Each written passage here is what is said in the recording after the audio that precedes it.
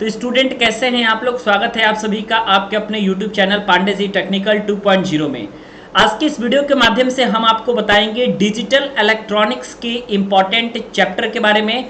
चूंकि आपको पता है कि डिजिटल इलेक्ट्रॉनिक्स एक ऐसा सब्जेक्ट है जिसमें आपको टोटल 15 चैप्टर पढ़ने हैं, लेकिन ऐसे कौन कौन से इंपॉर्टेंट पॉइंट है जिसको आप पढ़ेंगे तो आप आसानी के साथ अच्छे नंबर ला सकते हैं, सभी बातों के बारे में बताएंगे।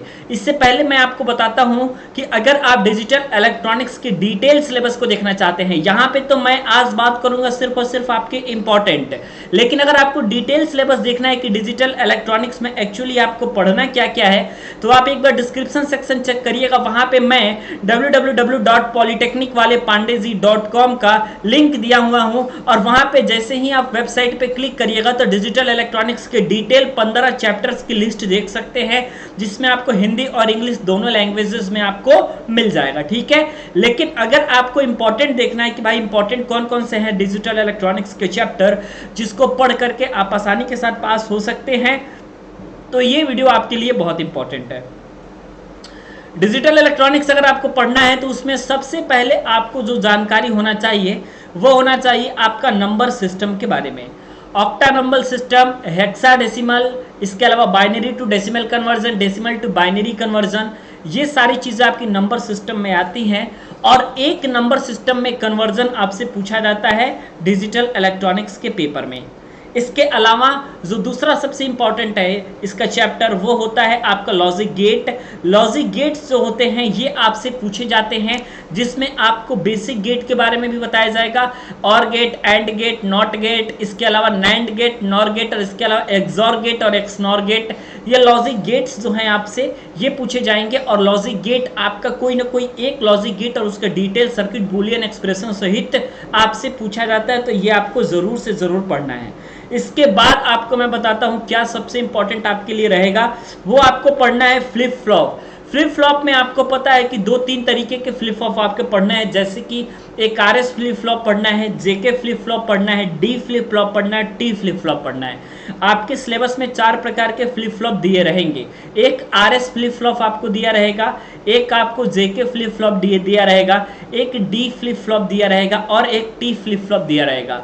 एक किसी न किसी एक फ्लिप फ्लॉप के बारे में आपको पढ़ना है, और वो भी आपको 5 मार्क्स में पढ़ना है। एक 5 नंबर का फ्लिप फ्लॉप आपको पूछा जाएगा।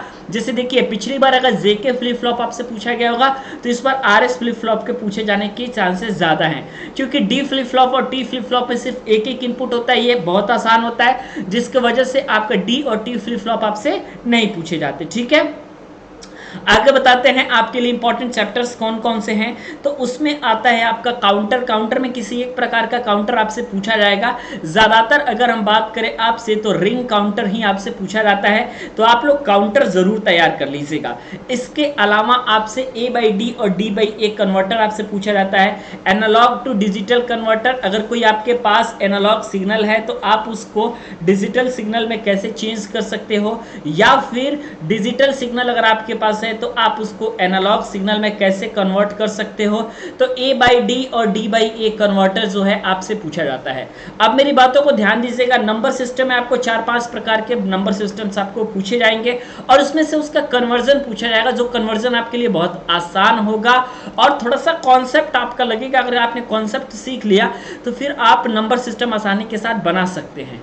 दूसरी बात ये कि बहुत प्रकार के लॉजिक गेट होते हैं। बेसिक गेट्स के बारे में तो आपने पढ़ा ही होगा, लेकिन एक्सॉर और एक्सनॉर, इसमें जो 2 गेट होते हैं वो आपके ज्यादा पूछे जाते हैं। एक तो एक्सॉर गेट पूछा जाता है, और एक आपका एक्सनॉर गेट पूछा जाता है। बाकायदे इसका बूलियन एक्सप्रेशन भी आपसे पूछे जाते हैं। ठीक है, अब आपको मैं बताता हूं और कौन कौन सी चीजें हैं जो आपके लिए इंपॉर्टेंट है। वो है आपका शिफ्ट रजिस्टर। ठीक है, देखिएगा मैं 3 चीजें लाइन से लिख रहा हूं। एक तो शिफ्ट रजिस्टर हो गया, यहां से आपका 5 से 7 नंबर के क्वेश्चन।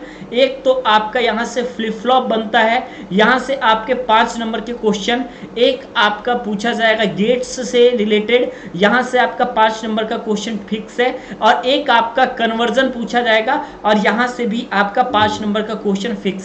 यानी कि आपने देखा, और एक आपका काउंटर है। ठीक है, काउंटर में किसी भी एक प्रकार के काउंटर से क्वेश्चन पूछा जा सकता है।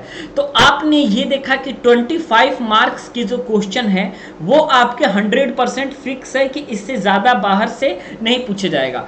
बाकी जो 25 मार्क है वो इस बात पर निर्भर करता है कि कोड एंड कन्वर्जन पैरिटी से कितना पूछ रहा है, और इसके अलावा आपका कन्वर्टर से कितना पूछ रहा है, माइक्रो कंट्रोलर से कितना पूछ रहा है, और इसके अलावा आपका अर्थमेटिक सर्किट से कितने क्वेश्चंस पूछे जा रहे हैं, ये बाकी सारी चीजें निर्भर करती है। इसी में आप लोग का लॉजिकल सिंप्लीफिकेशन भी आता है, तो ये सिंप्लीफिकेशन भी आपका 5 नंबर का पूछा जाता है, लेकिन ये फिक्स नहीं है। कभी कभी आपका सिंप्लीफिकेशन पूछा जाता है, कभी कभी आपका सिंप्लीफिकेशन नहीं पूछा जाता है। और जो आपका बेसिक इंट्रोडक्शन होता है, जिसको हम लोग कहते हैं इंट्रोडक्शन टू डिजिटल सिग्नल, ये आपका पहला चैप्टर मिल जाएगा। इंट्रोडक्शन टू डिजिटल सिग्नल, यानी डिजिटल सिग्नल के इंट्रोडक्शन से आप क्या समझते हैं, ये आपको पहला चैप्टर मिल जाएगा। तो जो इंट्रोडक्शन टू डिजिटल सिग्नल है, जिसमें आपको ये पढ़ना है कि डिजिटल सिग्नल के क्या क्या एडवांटेज होते हैं एनालॉग सिग्नल के ऊपर। 2 प्रकार के सिग्नल आपको समझाए जाएंगे, एक डिजिटल सिग्नल, एक एनालॉग सिग्नल, जिसमें आपको प्रेफरेंस डिजिटल सिग्नल को दिया जाएगा। और क्यों प्रेफरेंस दिया जाएगा, ये एक क्वेश्चन आपका यहां से पहले नंबर वाले चैप्टर से बन करके आते हैं, जो कि आपका फिक्स है। तो ये तो आपका 20-25 नंबर के क्वेश्चन है, जो कि आपका 100% फिक्स है। लेकिन अगर आपको अच्छे नंबर लाने हैं और डिटेल में पढ़ना है, तो आप इस वेबसाइट पे विजिट जरूर कीजिएगा, लिंक आपको डिस्क्रिप्शन सेक्शन में दिया गया है। बाकी रात को 8 बजे से डेली जो क्लास चलती है वो अप्लाइड मैथमेटिक्स की चलती है, अप्लाइड मैथमेटिक्स थर्ड सेमेस्टर के लिए, तो आप वहां भी आ सकते हैं।